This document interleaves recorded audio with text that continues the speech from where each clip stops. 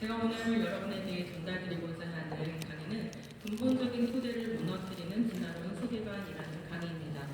이 강의를 통해서 여러분께서 요즘 이 시대의 사회적인 여러 악들, 그리고直面하고 있는 그런 시대적인 위기들, 그리고 교회가 겪고 있는 여러 가지 그런 위기 상황들이 진화론과 어떤 연관성을 갖고 있는지에 대해서 말씀을 드리고자 합니다.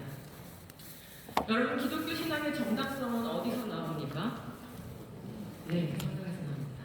그렇습니다. 우리가 믿는 것은 바로 계시로 주어진 하나님의 말씀이죠. 기독교 신앙은 철저히 계시에 의존되어 있습니다.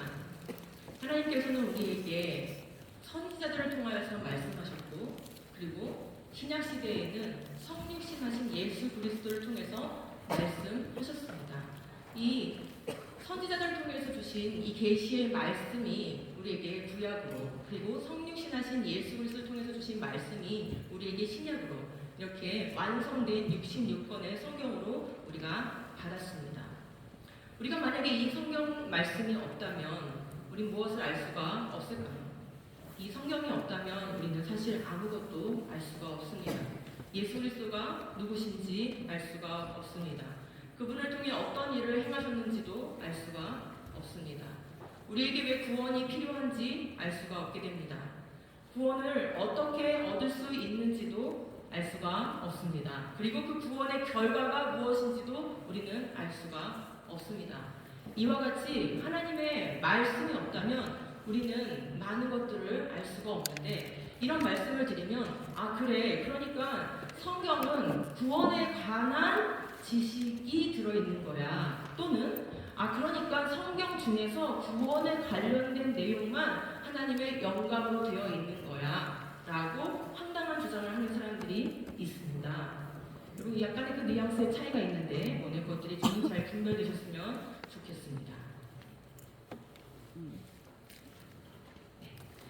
여러분, 우리가 믿는 이 복음은 크게 세 가지 요소로 구성되어 있습니다.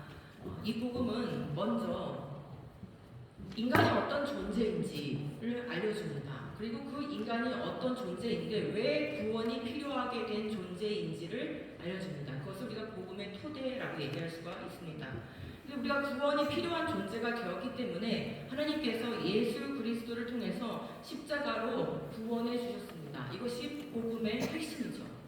그리고 이 복음의 열매는 무엇입니까? 바로 영원히 죽지 않는 영원한 생명을 우리에게 예수 그리스도를 주신 것입니다. 그런데 만약에 창세기 1에서 3장이 없다면 어떻게 될까요? 이 창세기 1에서 3장이 없다면 우리가 왜 구원이 필요한 존재인지, 예수님께서 도대체 이 땅에 왜 오신 것인지, 그분을 통해서 우리에게 주시고자 하시는 그 구원의 결과가 무엇인지, 이 모든 것을 알 수가 없게 됩니다. 그래서 성경은 철저하게 모호하지 않게 역사적인 근거를 가지고 복음을 설명하고 있습니다. 바로 이 복음의 토대가 되는 것이 인간이 어떤 존재인가, 바로 하나님의 형상으로 지음받은 존재이고 처음부터 죽지 않는 존재로 지음받았고 하나님을 닮은 존재로 지음받았다는 것이 바로 복음의 토대를 형성합니다. 그런데 범죄하여서 죽음이 들어왔기 때문에, 즉 첫사람 아담이 범죄하여 이 죽음이 들어왔기 때문에 둘째 아담이신 예수 그리스도께서 이 땅에 우리의 죄를 씻기 위해서 오신 것입니다. 이와 같이 성경에서 복음의 토대인 첫사람 아담에 대한 역사적 근거가 만약에 소실된다면 우리는 둘째 아담이시며 마지막 아담이신 예수 그리스도께서 이 땅에 왜 오셨으며 무엇을 하신 것인지 알 수가 없게 되는 것입니다. 그래서 성경은 철저하게 한 사람으로 말미암아 죄가 이 세상에 들어왔다고 얘기하고 있으며, 그리고 그분은 바로 아담이 모형이 된 분이라고 얘기를 하고 있습니다. 그러므로 아담의 사실성은 둘째 아담이신 예수 그리스도의 사실성에 직결되어 있는 문제라는 것을 알 수가 있습니다. 만약 우리에게 창세기가 없다면 영원한 해결책이 왜 필요하며 그것이 무엇인지 알 수가 없습니다. 인간이 원래부터 출발점의 그 존재가 어떤 존재인지 알 수 없다면 우리를 회복해 주신다고 했을 때 그 회복이 무엇인지 알 수가 없게 되는 것입니다. 그럼 이제 이러한 우리가 믿는 성경이 가르쳐주는 이 복음과 학교에서 교과서를 통해서 전달되고 있는 생명, 그리고 인간, 우주와 관련된 그런 개념들이 어떻게 연관되는지를 좀 말씀드려 보도록 하겠습니다. 교과서가, 특별히 이제 과학 교과서가 전달하는 생명과는 어떻습니까? 예, 여러분이 다 아시다시피 진화론적인 생명과만 전달되고 있습니다.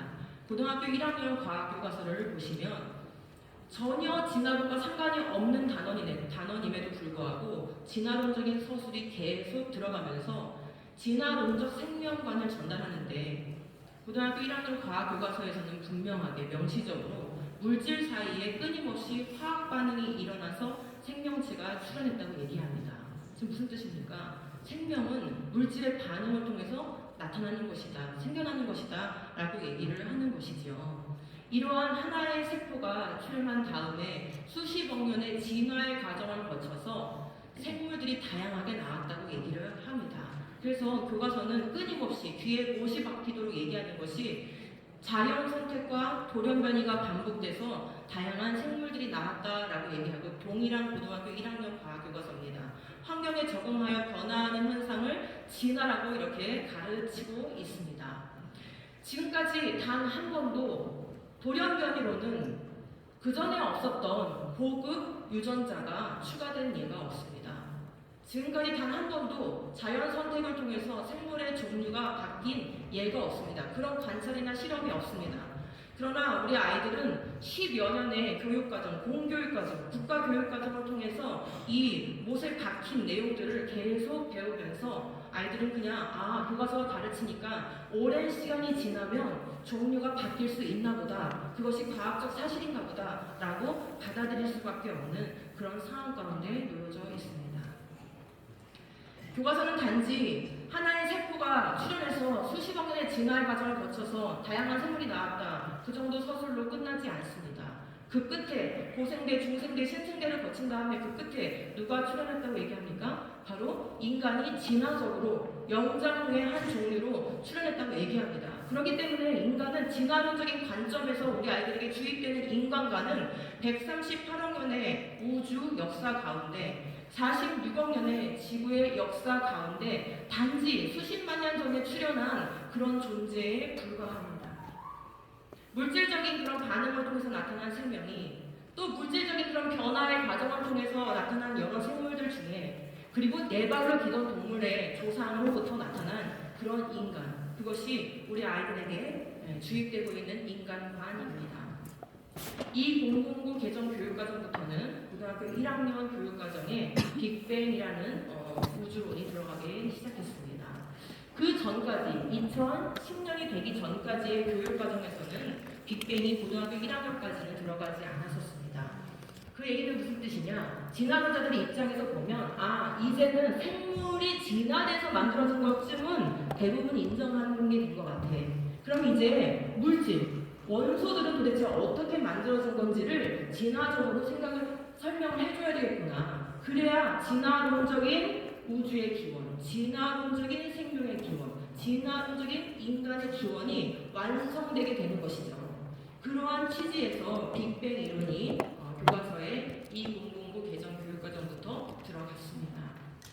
교과서의 서술 형태를 보면 마치 빅뱅이 일어난 현장에 누군가가 옆에 있다가 지켜보고 있다가 기록한 것과 같이 그렇게 역사적 사실로 기술하고 있는 것을 볼 수 있습니다. 누가 봤습니까? 누가 재현할 수 있습니까? 누가 실험할 수 있습니까? 이 우주의 기원과 구조의 변화에 대한 가설들은 우주론이라고 하는데, 이 우주론적 가설들은 다양하게 만들 수 있습니다. 그러나 교과서는 다양한 가설로서 빅뱅을 서술하지 않습니다. 유일하게 마치 이것이 기정사실로 역사적인 실제 사건으로 일어난 것으로 서술하고 이 빅뱅 우주론만 제시하기 때문에 우리 아이들의 교육과정을 통해서 배우고 나면 우주는 그냥 당연히 대폭발을 통해서 만들어진 거구나. 오랜 시간 동안 팽창되다 보면은 은하도 만들어지고 별도 만들어지고 그러다가 지구도 만들어지는 것이구나 라는 인식이 생기게 됩니다. 너무나도 디테일한 그런 서술들, 검증되지 않았으나 마치 이것을 읽는 학생들로 하여금 이것이 완전히 검증된 것처럼 느끼게 하는 그런 서술들이 많습니다. 10의 마이너스 35승줄, 1초, 상분, 38만 년, 빅뱅 후에 그때마다 어떤 들어가고 있습니다. 이런 서술들을 볼 때 어느 학생이 아주 과학자들이, 물리학자들이, 천체 물리학자들이 다 검증했으니까 저렇게 숫자를 제시해서 설명하겠지라고 생각하지 않겠습니까? 네, 그렇지만 이것은 그냥 하나의 이론과 가설일 뿐입니다. 그럼에도 불구하고 교과서는 원자가 생겨나기 시작하였다. 여러분이 보시는 서술 그대로 이런 서술 형태, 사실을 기록하고 역사적 사건을 기록하는 서술 형태로 계속적으로 가르쳐 왔습니다. 급기야 그러다가 단원의 제목이 뭡니까? 별에서 온 우리. 왜요? 왜 이렇게 가르치는 거죠? 대폭발해서 팽창하다가 은하가 만들어지고 별이 만들어지고 그 별이 다시 폭발해서 원소들이 이 우주 공간 가운데 뿌려지고 그 먼지 가스들이 다시 뭉쳐져서 태양이 만들어지고 지구가 만들어지고 거기서 너가 남았으니까 너는 별에서 온 우리야. 이와 같이 과학 교과서는 진화론 교육을 통해서 인간을 규정하기를 생각하는 별 먼지쯤으로 규정을 해주고 있습니다. 여러분, 과학 교과서를 통해서 진화론 교육을 하면서 무엇을 건드리고 있다라고 생각하십니까? 오늘 이 시간을 통해서 진화론 교육이 우리의 사고 체계에 무엇을 바꾸고 있는지를 좀 느끼실 수 있기를 바랍니다. 결국 진화론은 이렇게 물질 세계가 어떻게 만들어졌는지, 그 물질 세계를 통해서 또 별과 행성들은 어떻게 만들어졌는지, 그리고 그 지구에서 어떻게 물질이 반응해서 세포가 만들어지고 생물들이 만들어지고 인간이 만들어졌는지, 이 모든 것, 이 만물, everything에 대한 모든 사물 개념을 장악해 왔다라는 것을 알 수 있습니다. 이 진화론적 우주의 기원, 진화론적인 생명의 기원, 진화론적인 인간의 기원의 이 모든 과정은 자연적으로 우연히 진행된 과정입니다. 그런데 이 과정 안에는 인격이라는 것이 들어갈 수가 없습니다. 이 과정 안에는 초자연이라는 것은 들어갈 수가 없습니다. 다시 말해 우주는 그저 우주일 뿐입니다. 우주 외에는 아무것도 존재하지 않습니다. 이렇게 비인격적인 산물로, 오랜 시간의 산물로 너가 여기에 나타나게 된 거야. 우리가 여기 살고 있는 이유는 바로 그것 때문이야 라는 이러한 세계관이 전달되고 있는 것이 바로 진화론 교육입니다. 그럼 진화론이 이렇게 사물 개념을 바꾸고 나면 그 결과가 무엇일까요? 사물 영역을 개념을 바꾼다는 것은 사실 영역을 장악한다는 것을 얘기를 합니다. 그런데 모든 가치는 사실에 종속되어 있습니다. 가치가 혼자서 가치 볼 수는 없습니다. 이 사물 영역에 관련된, 사실 영역에 관련된 그 사실을 틀어줄 때에만 그 사실 영역으로부터 발생되는 가치를 말할 수가 있는 것입니다. 그렇기 때문에 많은 것들이 바뀌는데요. 먼저 창조를 시작한 성경 역사는 거짓이 됩니다. 그렇죠? 두 번째, 인류의 첫 조상은 아담이 아니게 됩니다. 세 번째, 죽음은 첫사람 아담의 범죄로 인해서 들어온 게 아닙니다. 왜 그렇습니까? 고생대, 중생대, 신생대 수십억 년 동안 이미 죽음과 멸종이 반복되다가 인간이 나오게 됩니다. 그러므로 인간이 죄를 졌느냐 말하느냐 상관없이 이미 이 지구에는 죽음의 역사가 오랫동안 있었기 때문에 이런 사실을 받아들일 수가 없게 됩니다. 인류 역사는 누군가가 계획하고 의도해서 만들어진 것 아닙니다. 창조주가 이 우주를 만들기 전에 어떤 의도와 계획을 가지고 있었던 게 아니게 됩니다. 그렇기 때문에 인류 역사의 목적이 없어집니다. 인류의 역사도 진화의 과정의 하나일 뿐이죠. 그렇다면 인간은 처음부터 원천적으로 따라야 할 어떤 절대 기준 같은 것은 없습니다. 선도 없고 악도 없습니다. 이렇게 사물 개념을 장악하면 진화론적인 가치들이 여기에서 발생하게 되고 진화론적인 역사관이라는 것이 형성되게 되는 것입니다. 그러므로 진화론 교육은 단지 진화론 교육에서, 과학 교육에서 끝나지 않고 사회 전반의 모든 영역에 영향을 미치게 됩니다. 기독교에 준 영향을 먼저 좀 살펴보려고 합니다. 성경은 지금까지 제가 말씀드린 진화론적인 사물 개념이 들어오고 거기서부터 발생된 역사관과 거기서부터 발생된 가치 체계가 들어온 이 과정과는 정반대의 것을 말씀하고 있습니다. 여러분 사도행전 17장에서는 바울이 아테네에 가서 한 그리스인들을 대상으로 한 설교가 나옵니다. 여러분 그리스인들이 누굽니까? 그 당시만 해도 이미 그리스에는 철학이 발달돼서 만물의 근원은 물이다, 만물의 근원은 공기다, 만물의 근원은 흙이다 하면서 유물론적인 전제를 이미 가지고 있었던 사람들입니다. 여러분, 우주와 그 안에 있는 모든 것, everything이죠.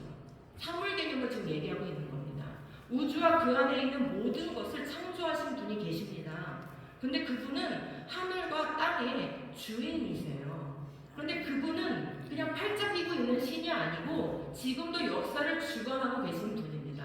그런데 여러분 그거 아세요? 여러분이 바로 그분이 창조한 사람들이에요. 왜냐하면 인류를 한 혈통으로 지으셨기 때문에 그렇습니다. 하면서 아담 창조를 얘기하고 있습니다. 인류가 한 혈통으로 지어졌기 때문에 여러분은 바로 그분의 소생입니다.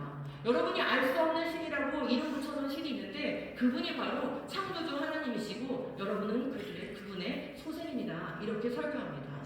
무슨 말씀을 드리는 거냐면 바울조차도 창조의 기반 없이는 십자가 복음을 전할 수 없는 것이다 라는 것을 말씀드리는 것입니다. 진화론이 지금까지 그럼 해온 일이 무엇인지 조금 보이실까요? 네, 바로 진화론은 사물 개념을 장악해서 이 우주의 기원, 생명의 기원, 인류의 기원을 장악해서 역사적인 아담이 실제 존재하지 않은 그런 존재로 만들어버리는 일을 하는 것입니다. 아담을 제거하는 거예요, 역사에서. 그럼 어떻게 됩니까? 첫 번째 아담이 제거되면 당연히 두 번째 아담이 왜 이 땅에 오셨는지, 오셔서 무슨 일을 하신 것인지 알 수가 없게 됩니다. 결국 진화론이 하는 일은 아담이 누군지 알 수 없게 만드는 일을 하는 것입니다. 첫사람 아담을 거짓으로 만들어서 둘째 아담이신 예수 그리스도를 거짓으로 만드는 일을 하고 있는 것입니다. 이렇게 역사적인 아담을 제거한 결과는 어떠한 결과가 나올까요? 네, 여러분 혹시 유신 진화론 이런 말 들어보셨습니까? 네, 하나님을 믿는다, 하나님이 계시다라는 걸 믿는 게 유신이라는 개념이라면 진화는 지금까지 제가 말씀드린 것처럼 자연 과정을 통해서 우연히 물질의 변화, 생성을 통해서 이 모든 우주 만물이 되었다는 개념입니다. 그러니까 원천적으로는 두 말이 조합될 수가 없는 말이죠. 왜냐하면 진화는 자연 과정이고 유신, 적어도 하나님이 계시다면 그분은 초자연적인 분이실 테니까 이 초자연적인 것과 자연적 과정을 엮어서 말할 수가 없는 것입니다. 더군다나 성경은 초자연적인 창조는 이미 창조 주관에 맞췄다라고 말씀하고 계시기 때문에 유신 진화라는 개념은 말 그 자체가 모호하고 모순된 그런 얘기입니다. 그러나 요즘 우후죽순처럼 유신 진화라는 것을, 진화 창조라는 것을 주장하는 사람들이 여기저기 나타나서 사람들을 미혹을 하고 있습니다. 사람들의 선한 분별력을 파괴시키고 있습니다. 마치 자신들이 하는 이야기가 훨씬 더 전문적이고 현대적이고 무언가 이 시대에 걸맞는 이야기를 하는 것처럼 얘기하면서 성경을 재해석하라, 창세기를 재해석해라 라고 우리에게 얘기를 하고 있습니다. 미국의 사례를 먼저 말씀을 드려보겠습니다. 미국에 유명한 유신 진화론 단체인 바이오로고스라는 단체가 있습니다.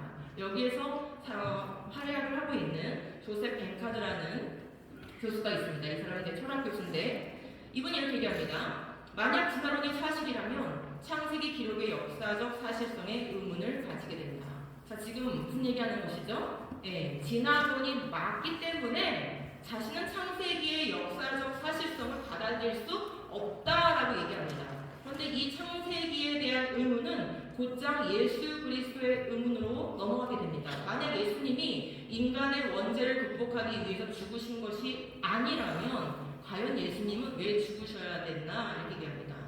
예, 무슨 얘기입니까? 첫사람 아담의 역사성, 사실성이 제거되니까 둘째 아담이 이 땅에 왜 오셨는지, 무엇을 하러 오신 건지에 대한 의문이 생겨나게 된 것이죠. 이게 바로 진화론이 하는 일입니다. 그런데 더 기가 막힐 노릇은 유신 진화론을 주장하는 이 사람은 자신이 예수님께서 이 땅에 왜 오셨는지 그 성육신의 이유를 진화론적 관점에서 설명을 해주겠다고 얘기합니다. 그러면서 이렇게 얘기합니다. 성육신의 이유가 무엇이란 말일까? 예수님은 우리에게 완전한 인간이 어떤 존재이며 진정 어떻게 살아야 되는지를 보여주기 위해 살과 뼈를 가지고 성육신하신 것이다. 만약에 그냥 다른 앞뒤의 설명을 못 듣고 딱 이 문장만 읽었다면 어쩜 여러분도 끄덕끄덕 하셨을지도 모르겠습니다. 그렇지, 예수님이 우리에게 완전한 인간상을 보여주시러 오신 것도 맞는 말이지 라고 생각하실지도 모르겠습니다. 그러나 예수님이 오신 목적과 이유가 그것 때문입니까?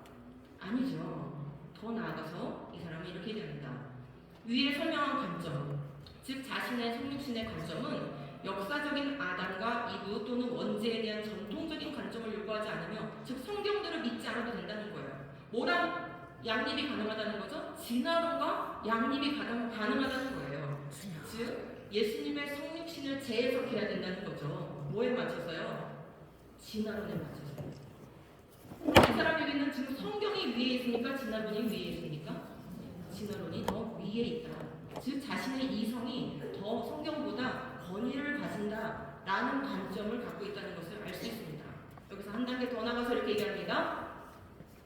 예수 그리스도의 죽음이 하나님의 계획이 아니었다. 십자가가 하나님의 계획이 아니었다. 단지 완전한 인간이 누군지만 보여주려고 온 것뿐인데 그냥 사람들이 죽인 것뿐이다. 이런 해괴망측한 망령된 주장을 스스럼 없이 하는 것이 바로 유신진화론의 본 모습입니다. 여러분 미국에만 있는 거 아닙니다. 한국에도 이제는 막 대놓고 얘기합니다. 영상들을 통해서 보셨는지 모르겠습니다. 지금 여기 화면에 있는 이제 좀 수염이 있으신 분은 전에 과천과학관 관장을 하셨던 이정호라는 분이신데, 이분이 이렇게 얘기합니다. 자연은 하나님의 작품이고 성서는 하나님의 말씀입니다. 하지만 모순이 있는 것처럼 보일 때는 뭘 따르래요? 자연을 따르라는 거예요. 그럼 지금 무슨 얘기를 하는 것이죠? 이 사람한테는 자연이 더 명확하게 얘기하는 거예요, 성경보다. 성경은 좀 모호한데 자연은 모호하지 않다는 얘기를 하는 겁니다. 자연은 정직한데 성경은 좀 정직하지 않다고 얘기하는 거예요. 자연은 분명하게 얘기하고 있는데 하나님은 좀 분명하지 않게 얘기하고 있다고 얘기를 하는 것입니다. 자연은 거짓말하지 않는데 성경은 거짓말을 포함할 수도 있다는 얘기를 하고 있는 거예요. 여러분 맞습니까? 그런데 이게 기독교 방송국에서 나오는 내용이에요. 기독교 맞습니까? 이 정도쯤 되면 차라리 다른 종교를 차리는 게 맞습니다. 그런데 우리는 이런 상황들에 맞닥뜨려도 교회들이 다 입을 닫고 있습니다. 목사님들도 다 입을 닫고 있습니다. 어떻게 하면 좋습니까? 조회수는 수십만 회입니다. 누가 듣고 있는 걸까요? 불교 신자가 들을까요? 무신론자가 들을까요? 누가 들을까요? 학교에서 진화를 배우는데, 교회에서 창조를 들었는데 헷갈리는 우리의 젊은 성도들, 우리의 청소년들이 듣고 있습니다. 내가 좀 지성적이다 하는 그런 성도들이 이런 강의를 듣고 있습니다. 이대로 방치하면 어떤 일이 벌어지겠습니까? 교회 안에서 진화론이 맞고 진화에 맞게 성경을 재해석해야 돼 라는 주장들이 이제는 뻔뻔하게 등장할 뿐만 아니라 성경대로 믿는 사람들을 가리켜서 너는 너무 고지식해, 생각을 좀 유연하게 해, 그리고 예수님은 사랑이시니까 후용해야 돼, 이런 얘기를 하면서 성경대로 믿는 사람들을 오히려 조롱하고 모욕하고 억압하는 그런 분위기로 바뀔 것입니다. 하나 더 볼까요? 유신 진화론자들이 유튜브에 올려놓은 영상입니다. 벌써 수년 동안 올려져 있었기 때문에 이미 많은 조회수를 기록하고 있는데, 오른쪽 맨 끝에 보시면 하나님이 창조하셨는데 어떻게 창조했다고 지금 얘기하고 있습니까? 진화적으로 창조했다고 얘기하고 있습니다. 수십억 년에 걸쳐서 진화의 과정을 거쳐서 하나님이 창조를 하셨다는 거예요. 그러면서 이렇게 얘기하죠. 이 사람들은 진화를 믿기 때문에, 성경보다 더 진화를 믿기 때문에 우주가 이렇게 넓은데 지구 같은 행성이 다른 우주공간 어디에도 행성이 많은데 꼭 지구에만 진화가 일어날 리가 있어? 다른 행성에서도 분명 진화가 일어났을 거야. 그러면은 그 어떤 행성에서는 진화가 잘 돼가지고 지적인 생명체가 살 수도 있겠네. 그래? 그럼 지적인 생명체면 죄를 지었을 수도 있겠네? 그럼 죄를 지었다면, 그 지적 생명체가 죄를 지었다면 우리 하나님은 사랑이 많으신 분이니까 거기에도 예수님을 보내주셨을 수도 있겠네? 그래가지고 뭐라고 그래요 지금? 다수 성육신. 이런 망측한 그런 주장을 이렇게 알록달록한 화면으로, 그러면 우리 아이들이 눈을 사게 되잖아요. 그죠? 이렇게 주장을 하고 있는 모습을 볼 수 있습니다. 여러분 위기인 것 같습니까? 위기가 아닌 것 같습니까? 네, 위기입니다. 왜 이런 위기가 왔다고 생각하십니까? 학교가 잘못일까요? 교육부가 잘못일까요? 네, 그것도 맞습니다. 그래서 저는 그것보다는 교회가 잘못이라고 생각합니다. 교회가 창조를 올바르게 가르쳤다면, 교회가 창조를 제대로 가르쳤다면 그 교육을 받은 사람들이 과학자가 됐을 거고, 그 교육을 받은 사람들이 목사님이 됐을 거고, 그 교육을 받은 사람들이 교육부 직원이 됐을 겁니다. 그런데 우리는 그냥 학교만 보내놓으면 다 된다고 생각했어요. 물론 그래야만 하는 시절을 지나왔습니다. 그러나 이제는 좀 아닙니다. 우리가 먹고 살만해졌고, 우리의 다음 세대에게 어떤 교육이 우리 자녀들의 머릿속에 무엇이 주입되고 있는지 충분히 돌아볼 수 있는 시간적, 물질적 여유가 교회들 가운데 있습니다. 그렇죠? 벽돌을 쌓던 시대가 아닙니다. 이제는 교회가 무엇을 지켜야 교회다워질 수 있는지에 대해서 우리의 시간과 우리의 눈물과 우리의 물질과 이 모든 것을 투자해야 할 때입니다. 더군다나 성경 히브리서에서는 이렇게 강조해서 말하고 있습니다. 만약에 유신 진화론자들의 주장이 맞다면 정말 이 우주의 많은 행성들 가운데 이렇게 진화가 되어서 다른 행성에도 막 생물이 살고 있고 외계인이 살고 있고 막 그래서 예수님을 막 보내야 된다면 말도 안 되는 소리지만, 근데 히브리서는 이미 이런 시대가 올 줄 알고 이미 너무나 명확하게 명시적으로 말씀해 놓고 있습니다. 그리스도께서 그 몸을 여러 번 바치셔야 하였다면 그는 창세 이래로 여러 번 고난을 받아야 하셨을 것입니다. 그러나 이제 그는 자기를 희생제물로 드려서 죄를 없이 하시기 위하여 언제요? 시대의 종말에 몇 번이요? 단 한 번 나타나셨습니다. 맞습니다. 우리 예수님은 단 한 번, once for all이라고 하죠. 단 한 번, 이 한 번의 희생 제물이 되셔서 모든 죄를 사하셨고, 이 사건은 우주적인 사건이고 이례적인 사건입니다. 그래서 예수님께서 다시 오실 때는 그 날은 바로 뭡니까? 우주적인 종말의 날입니다. 그럼 유신 진화론들이 주장하는 것을 따르자면은 그 다른 행성들, 예수님이 가셨던 다른 행성들에도 예수님이 다시 재림하셔야 될 텐데, 그럼 그때마다 우주적 종말이 옵니까? 말이 안 되는 논리라는 것을 알 수 있습니다. 즉, 유신 진화론 같은 것을 주장하는 사람들은 사실은 진화론을 제대로 모릅니다. 진화론을 제대로 연구하면 진화가 될 수 없다는 것을 알 수밖에 없습니다. 그리고 성경도 제대로 모릅니다. 예수님이 왜 오셨는지, 무슨 일을 하셨는지, 우리에게 주신 산소망이 무엇인지 성경적으로 정돈이 안 되어 있기 때문에 그런 엉터리 주장을 한다고 보여집니다. 이들이 하는 일이 무엇입니까? 진화론이 지금까지 150년 동안, 200년 동안 해온 일이 무엇입니까? 결국 역사적인 아담을 제거해서 성경을 불신하게 만들어서 창세기의 사실성, 역사성의 흠이가게 만들어서 결국은 하나님의 아들을 짓밟고 예수 그리스도에서 우리를 위해서 하신 그 영원한 속죄 제물 대신 그 놀라운 구원의 역사를 희화화하고 조롱하고 있는 것이 진화론이 하고 있는 일입니다. 이럼에도 불구하고 창조신앙 교육 안 해도 된다고 생각하십니까? 시대가 이렇습니다. 시대가. 이건 선택사항이 아닙니다. 과거에 우리가 이 부분 저 부분 그냥 생물 단원에서 조금 배우고 지구과학 단원에서 조금 진화론 배우던 시대와는 다릅니다.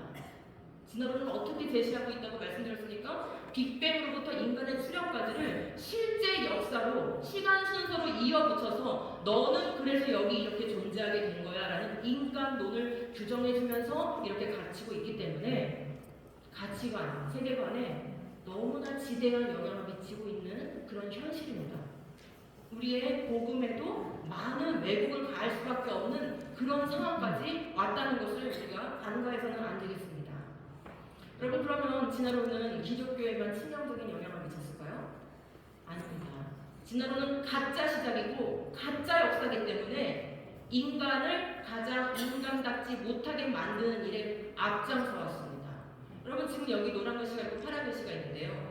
파란 글씨 부분은 비그리스도인들에게도 다 적용되는 문제입니다. 그럼 진화론적인 역사관, 진화론적인 인간관, 진화론적인 사회관, 진화론적인 심리학 이런 것들이 들어왔을 때 어떤 일이 벌어졌는지 잠시 보여드리도록 하겠습니다. 여러분 아시는 것처럼 공산주의는 진화론과 한 뿌리를 갖습니다. 마르크스는 다윈을 숭배했고 진화론을 굉장히 신뢰했죠. 신봉했던 사람입니다. 마르크스의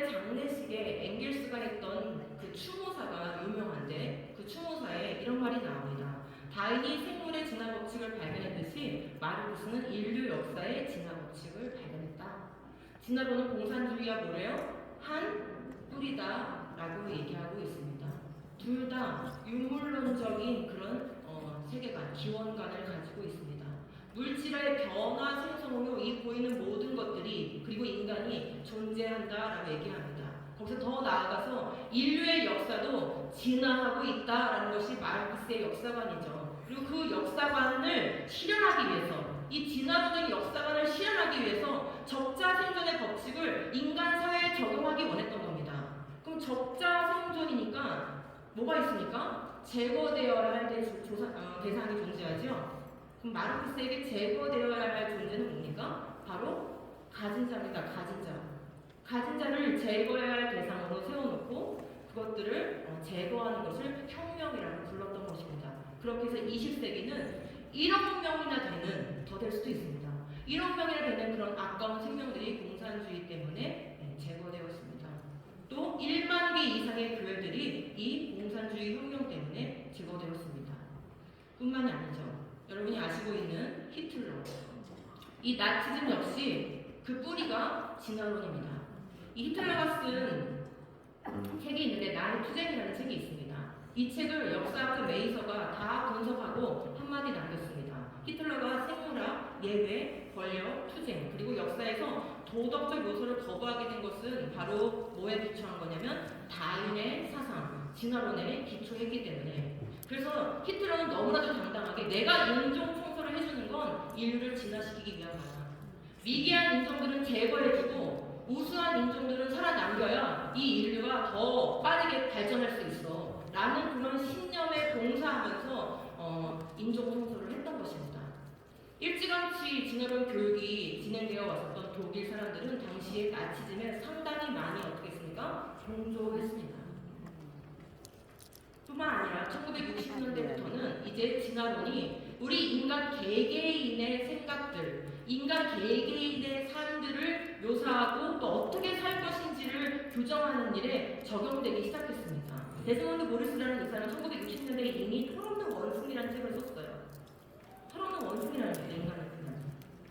그러면서 이 말끝 안에는 뭐가 들어있습니까? 너는 영장류에서 온 거야. 넌 영장류에서 왔기 때문에 영장류의 본능을 가지고 있어. 영장류의 본능대로 사는 게 너무나 당연한 거야. 너무 보상받아서 살려고 하지 마. 이런 의미가 내포되어 있는 것입니다.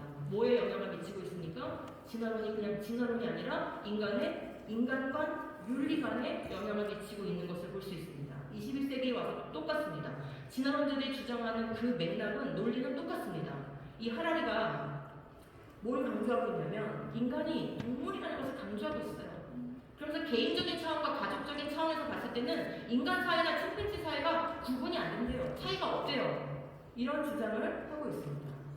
여러분, 진화론에서 나온 이런 사상들은 처음부터 결혼과 가정을 천박하게 여겼습니다. 이들에게는 결혼이 신성한 것도 아니고 거룩한 것도 아니고 하나님의 뜻을 이루어내는 그런 것도 아닙니다. 또 남자와 여자에게 주신 성도 거룩한 것도 아니고 어떤 영적 의미도 없습니다. 그냥 단지 육체적인 쾌락의 수단일 뿐이죠. 하라리가 한국에 왔을 때 조선일보와 인터뷰를 했더라고요. 그걸 봤더니 뭐라고 얘기하고 있습니까? 나는 소년을 좋아했다는 거예요. 동성애를 옹호하고 정당화하면서 내리는 말이 무엇이냐면 이런 말을 했어요. 사람뿐만 아니라 동물에게도 동성애가 있다. 침팬지가 그 한 예인데 무슨 얘기를 하는 거죠? 우리가 영장류에서 왔기 때문에 영장류의 본능을 가지고 있는 건 이상한 게 아니에요. 근데 내가 영장류 침팬지를 연구를 해보니까 걔네들도 동성애를 하더라고요. 걔네들도 보니까 섹스를 하는데 번식만을 위해서 하는 게 아니라 우정이나 긴장 완화를 위해서도 하더라고요. 그러니까 내가 동성애를 하는 것은 우정과 친밀감 구축을 위해서 하는 것이지 죄가 아닙니다. 그러면서 밑에 하는 말이 뭐냐? 실제로는 자연 선택 그리고 적응과 진화가 있을 뿐이다. 나는 과학자다. 이 말 뭐예요? 내 말 믿으세요. 이 말이죠. 여러분이 이런 성적인 이런 일들을 저질러도 그 죄 아닙니다. 그냥 내 말 믿으세요. 이 우주는 진화의 선물일 뿐입니다. 라고 얘기하고 있는 것입니다. 더 나아가서 진화론을 신봉하는 프로이트 심리학과 그리고 공산주의 이 두 개가 결합돼서 문화 막시즘이라는 걸 형성했어요. 근데 역시 문화 막시즘도 무엇을 해체하고자 합니까? 예, 부모와 가정, 가족이라는 전통 질서, 즉 창조 질서를 해체하는 게 이 문화 막시즘의 목표라고 얘기를 하고 있습니다. 그래서 이와 같은 이 현 세태에 대해서 대학자 르네 구나르는 이런 지적을 했어요. 이 새로운 이념은 문화 막시즘을 얘기하는 거예요. 이것은 십계명을 비롯한 유대 기독교의 모든 모로를 참을 수 없는 폭력으로 추정하고 우리가 성경적인 윤리관 말하고 성경적인 인간관 말하고 하나님이 처음부터 남자와 여자를 창조하셨다고 말하면 그래서 동성애는 하면 안 된다라고 얘기하고 결혼은 신성한 것이고 한 남자와 한 여자가 순결하게 가정을 이루어야 된다 이런 말을 하면 이걸 뭐라고 얘기한다는 거예요? 폭력이라고 얘기한다는 거예요. 폭력. 너네 언어 폭력하지 마 라고 얘기를 한다는 것이죠. 그래서 이들의 가장 큰 목표가 무엇이라고 합니까? 무한한 욕망을 만족시키는 것 그러므로 이 만족을 가로막는 모든 금기를 없애는 것을 행복이라고 한다. 여러분 보이시죠? 지난해에서 나온 이 악한 사상들은 결국 성경을 떠나서 인간이 자기가 어떤 존재인지를 규정하고 싶은 거예요. 성경을 떠나서 행복이 무엇인지를 규정하고 싶은 겁니다. 내가 옳다고 하는 것은 옳은 거고 내가 그러다고 하는 것은 그런 거고 가치 판단을 내 기준에서 인간 기준에서 하겠다라는 인본주의의 극치를 보여주고 있는 것입니다. 그런데 사실 진리는 변하지 않습니다. 언윈이라는 인류 사회학자가 80여 개의 문명 국가들, 과거에 있었던 이런 문명 국가들을 다 조사를 한 거예요. 그랬더니 놀라운 사실이 발견됐어요. 인류의 기록에는 한 사회의 완전히 새로운 세대가 혼전, 혼우의 성적 절제를 무시하는 전통을 수용한 후에도 그 에너지를 유지했던 사례는 없다. 단 한 번도, 단 한 문명 국가도 그러한 사례가 없다라는 것을 알 수 있었습니다. 즉, 성적으로 무질서해진 그 문명은, 그 사회는 뭐 할 수밖에 없다는 거죠? 망할 수밖에 없다는 거예요. 문명을 유지할 힘을 잃어버린다라는 것을 이 사람이 발견하고 이 사람은 원래 이걸 목적으로 연구한 게 아니에요. 사실은 반대 목적으로 연구를 시작했는데 이런 결과를 알게 돼서 자신도 놀랐습니다. 하나님을 믿든지 하나님을 믿지 않든지 인류 사회는 하나님의 창조 질서를 따를 때, 하나님의 법을 따를 때 번영할 수 있고 건강할 수 있고 행복할 수 있습니다. 아멘. 그래서 우리가 존경하는 아브라함 카이퍼는 일찍이 이런 말을 해줬어요. 창조와 진화, 이 기원에 대한 논쟁은 그냥 단순하게 창조가 맞냐 진화가 맞냐 그런 단순한 구도의 문제가 아니라 뭐가 걸려있는 문제라고 합니까? 두 삶의 체계 사이의 논쟁이다. 이 전쟁은, 이 기원에 대한 논쟁은 창조냐 진화냐 이 논쟁은 한쪽이 한쪽을 파괴시키는, 한쪽이 한쪽을 무너뜨리는 전쟁이다 이 말입니다. 그러면서 이 두 삶의 체계는 서로 사투를 벌이고 있다라고 말했습니다. 근데 저는 이 글을 읽으면서 너무 마음이 아팠어요. 이 카이퍼가 살던 시절만 해도 창조냐 진화냐 이 기원에 대한 논쟁 이것을 놓치면 삶의 체계 전체를 다 놓쳐버리고 잃어버리는 것이기 때문에 이거는 정말 목숨 걸고 싸워야 되고 지켜야 되는 거야 라는 이것을 통찰하고 그렇게 사투를 벌이는 사람들이 그래도 꽤 있었던 것 같습니다.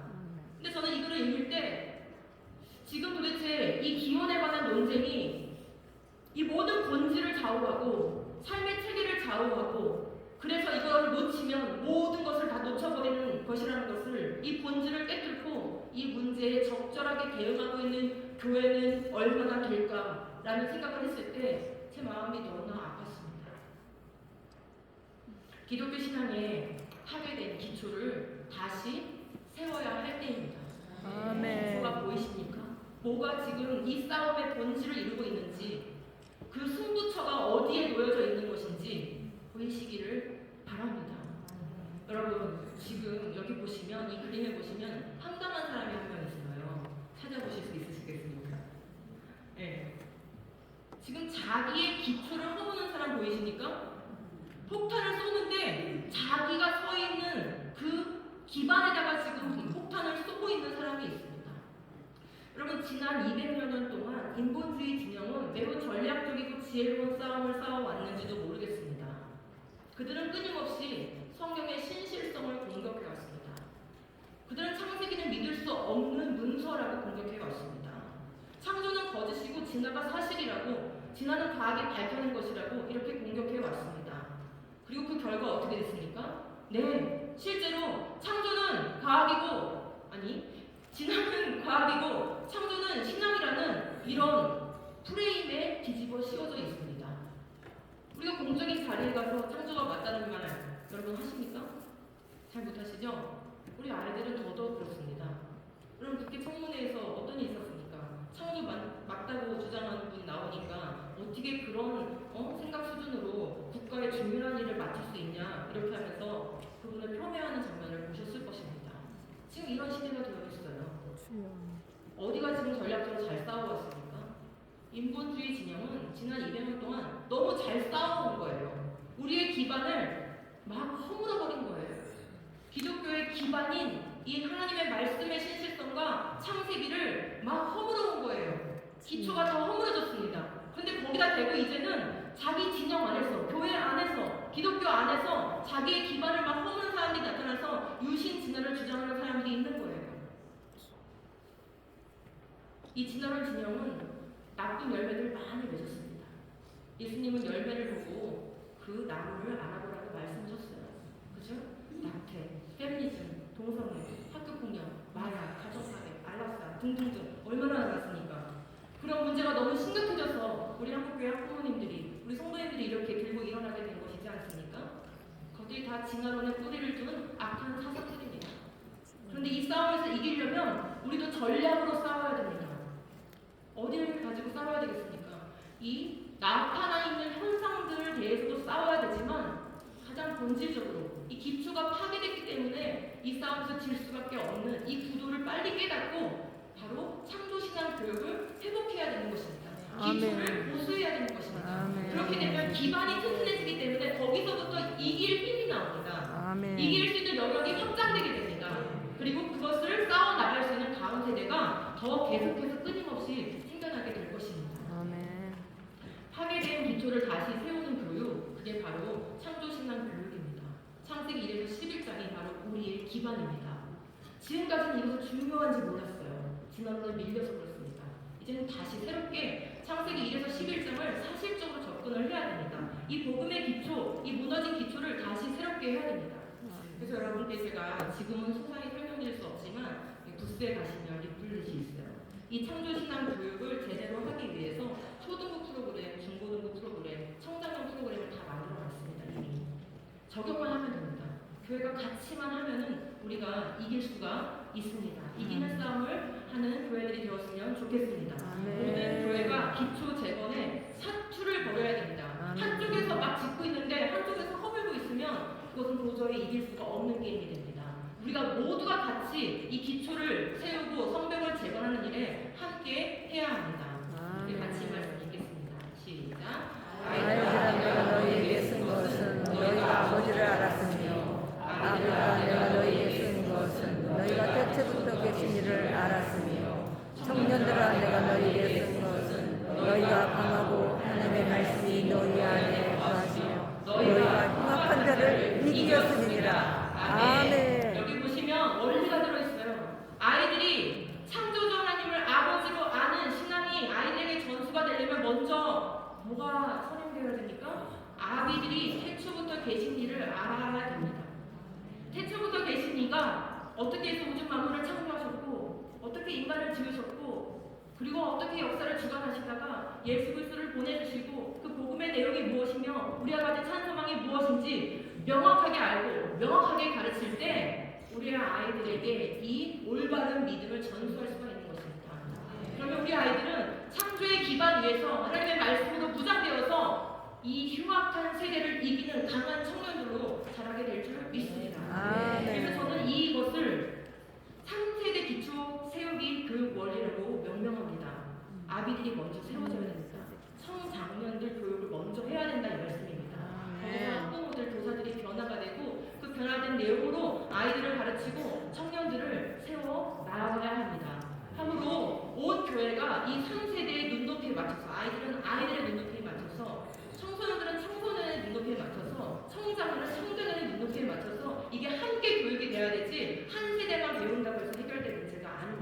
그래서 제가 3단계로 교육과정을 편성해놨고 모든 교회가 적용할 수 있는 형태로 딱 3일만 투자하면 될 수 있게 333, 9일만 투자하면 될 수 있게 다 만들어놨습니다.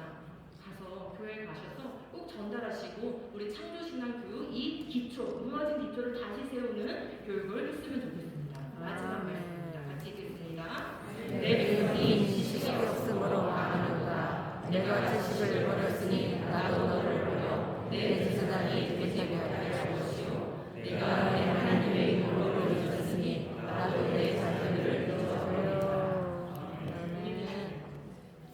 다음 세대가 교회를 자꾸 떠난다고 걱정을 합니다. 그런데 하나님의 말씀은 반대로 얘기하고 있어요. 우리가 하나님의 지식을 버렸기 때문에, 우리가 여호와를 경외하는 지식으로 교회를 세우지 않았기 때문에, 우리가 하나님의 말씀과 하나님의 법을 무시했기 때문에 하나님이 우리의 자녀들을 잊어버리고 있다라고 말씀하고 계십니다. 여러분, 이런 무서운 말씀들 앞에서 우리가 두렵고 떨리지 않는다면 이 무너진 기초를 다시 세울 수 없을 것입니다. 여호와를 경외하는 지식으로 교회를 세우기를 원합니다. 아멘. 여호와를 경외하는 지식으로 다음 세대를 일으켜 세우기를 원합니다. 여호와를 경외하는 지식으로 교회의 기초를 다시 쌓기를 원합니다. 아멘.